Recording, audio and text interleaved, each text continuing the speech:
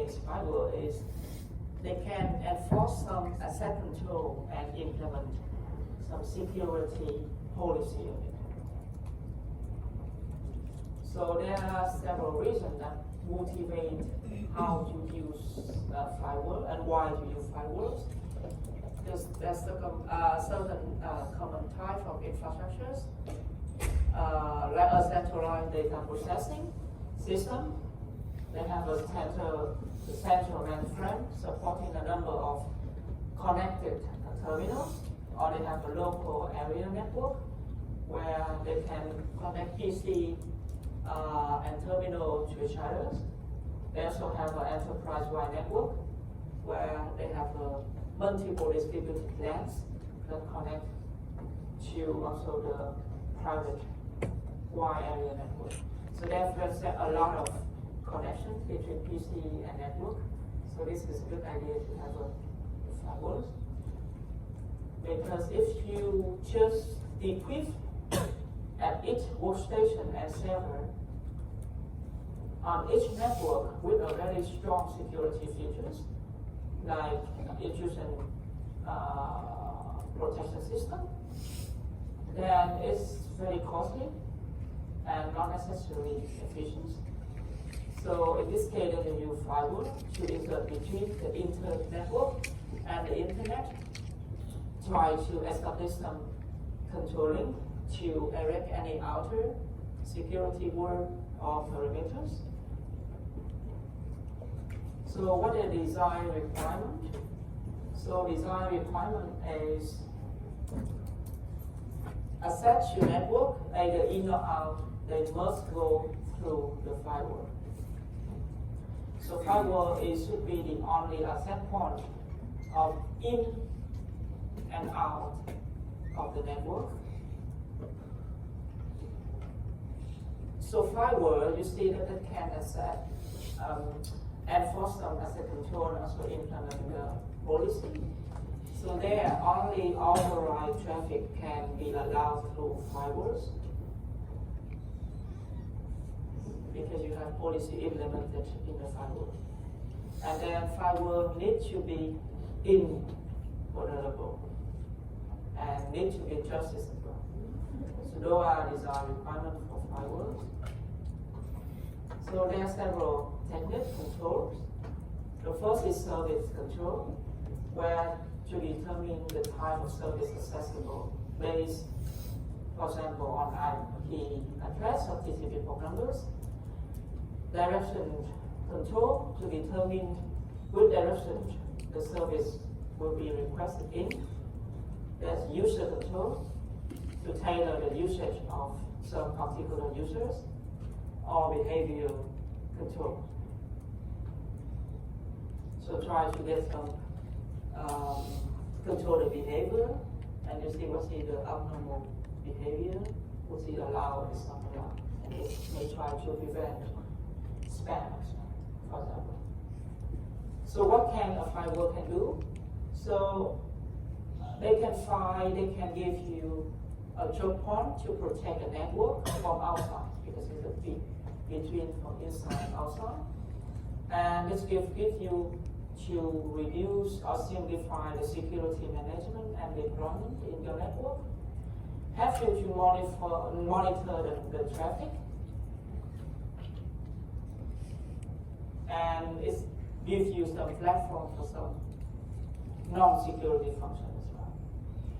But it cannot do also a lot of things.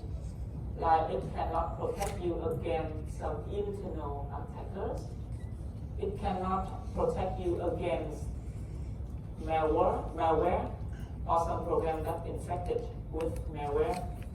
It cannot help you to protect against some service that bypass the firewall. For example, denial in service to local area network may not pass through the firewall. So there are several types of firewalls. The first is packet filtering firewall.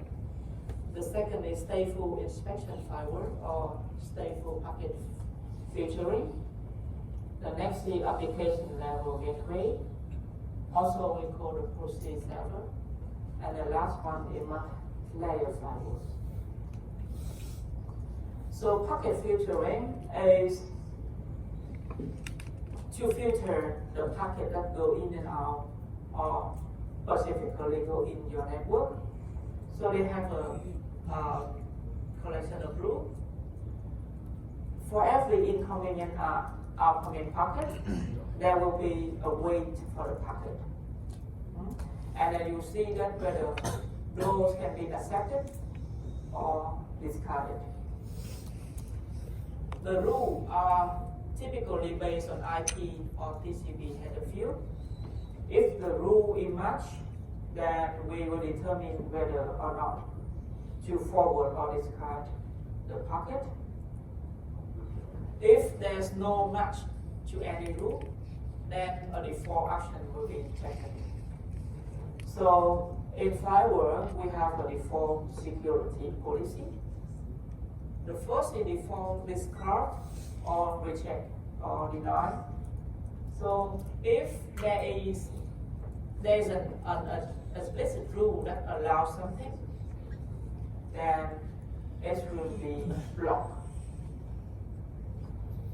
Default forward acceptance, if there isn't any explicit rule that blocking something, then it will be allowed.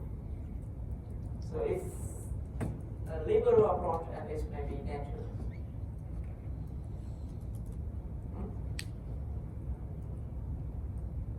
Because there's some packet inside and go in, and they check the policy, and if there's no rule to block it, it will be allowed by default. And you don't know whether those packet is maybe the new packet with new type of virus or whatever, and it haven't updated yet in your firewall. So that's the problem with default. Yeah? So how do you know where the problems are going to occur? How do you protect the new application that I just mentioned? Or what the basically you restrict the access? That means the security administration, they need to very updated to keep it secure. So there are pros and cons of firewall packet filtering. So firstly, they are simple and fast. They are transparent to users, but they don't examine the upper layer data, so they cannot prevent, for example, application layer attack. They are generally vulnerable to TCP and IP layer attack. And the bad thing is improper configuration may cause a lot of security problems, security threats. So here are some filter examples. For network L1, we would like to allow something from outside, like to access the web server running on W, to access the SMTP server on M for email traffic, to access for the DNS server on M. So we apply also users on L1 to send email through the SMTP server on M. That means allows SMTP server on M access the external SMTP server to access the external NTP server. We also assume that the DSS server on L1 can make any query to external DNS server.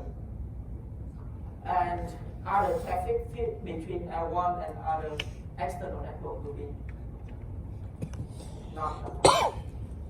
Okay, so this is some example of inbound traffic and outbound traffic. So for example, the address of W is this one, address of M, and this is the network L1. So request to the web server on W, they need to respond from the web server on W and so on. And you see, if to achieve the first one, that the following filtering rule have to be used. Like A, int, and associate, destination address, this is the address of W, the protocol is TCP, and so on. Here the C is for deny default. Okay, and the next kind of filtering of firewall is static or dynamic. The package in the package, the filtering we have either static or dynamic.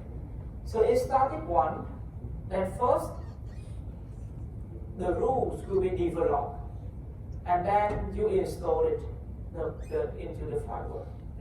And later, once you want to update or you change, you will do it by, the people humans will try to do the input directly. In the dynamic one, then the firewall will be able to respond to the event and change the rules as appropriate. So that may have more advantage. The next one is stateful inspection firewall. So sometimes it's quite useful to keep the state information as well. And it's useful for filtering the traffic built on some status protocol like UDP.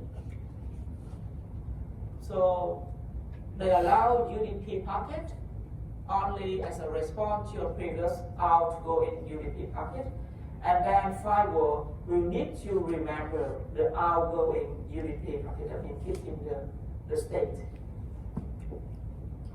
But it's very expensive and complicated. The next one is application level gateway or proxy server. So they will act as a gateway for application in the level traffic. So such that often of limited time such as web traffic. So and the end-to-end connection between server and client will not be formed. Both ongoing and incoming the traffic will be inspected. They will check the content of the in and outgoing to see if it's appropriate or not. And there may be some restriction to some website that you cannot send, for example. And they can check the format for protocol data. The last one is back layer firewall. So they operate at the data link layer. They typically specify the specific traffic that allow from and to the network interface card or something similar. And here is some architecture of firewall. So before we see architecture of intrusion detection system. So here is architecture of firewall. They have packet filtering routers where you add firewall functionality to a border routers. They have a single home-based host. They have double or dual home-based host. They have a screen subnet firewall. So based on host, that are hosts identified by the firewall administrators as critical points in the security of network. They have a limited functionality. They try to produce exposure of vulnerabilities and try to improve the performance as well. So here is the pictures of a single home-based host. The firewalls will be composite of two systems. The first is the packet filtering routers. They will pre-filter to reduce the load on the second unit. So first they go in and then we will filter here first. And then the basic host here, they will provide the proceed access for the inside. So the basic host, they can perform any authentication and proceed function that the packet filtering cannot do it. So this one here they can do the authentications. Okay, and this is a dual host, dual basing host, dual home basing host, where everything go in and out have to go through the basing host.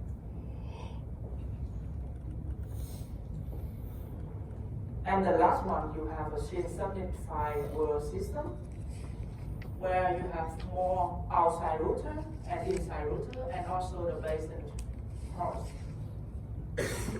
And this is the most expensive because you have more stuff. But it's the most common because it's the more secure. The two packet and rules and also the basic one. And this one we try to isolate the private network to make it more secure. Okay? So this is all about firewalls. Have you ever set up firewall in your computers?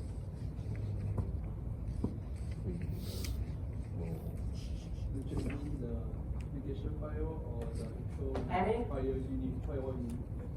That you have nominated application firewall, so you set up like or anyway you don't have antivirus, you don't care about your data. So what should you care about firewall? Any questions?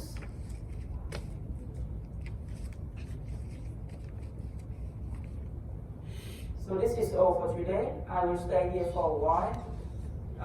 For that you can ask questions. And I think you can take time to look at assignment 2 in case you have any questions, and tomorrow you can ask me. So tonight I will upload